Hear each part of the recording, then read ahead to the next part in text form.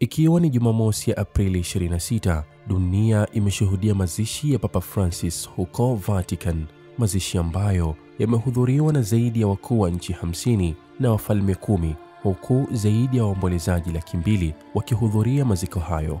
Mamilioni kwa mabilioni ya waombolezaji wengine kutokea nchi mbalimbali ulimwenguni wakiyafuatilia maziko hayo kupitia vyombo vya habari na mitandao ya kijamii.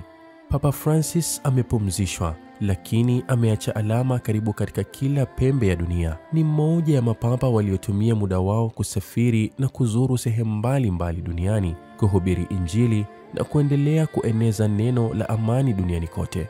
Mpaka umauti unamkuta Papa Jumatatu ya Pasaka, alikuwa amekwisha tembelea nchi 25 barani Ulaya, 12 barani Amerika, hapa ikijumuishwa Amerika ya Kusini na Amerika ya Kaskazini, nchi 10 barani Afrika, nchi 12 bara la Asia, huko Mashariki ya Kati akitembelea nchi 6 pamoja na nchi ya Oceania.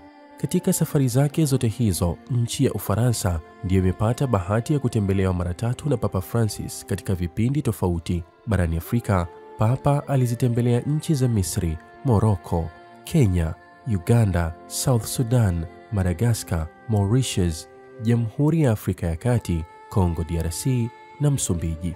Katika ziara zake hizi, Papa Francis alifika katika nchi 2, nchi ambazo ndiyo mara ya kwanza kwa wao kupokea ugeni wa Papa. Nchi ya kwanza ni Sudan ya Kusini, ambapo Papa alipata nafasi ya kuonana na viongozi wakuu wa nchi hiyo, akiwemo Salva Kiir pamoja na Riek Machar, na kuwaasa kuleta amani nchini humo. Machi 2021, Papa akiwa na umri wa miaka 84 alifanya ziara ya kwanza ya kipapa katika taifa la Iraq na Mashariki ya Kati, na huko alipeleka ujumbe wa mapatano na amani baina ya pande zinazokinzana.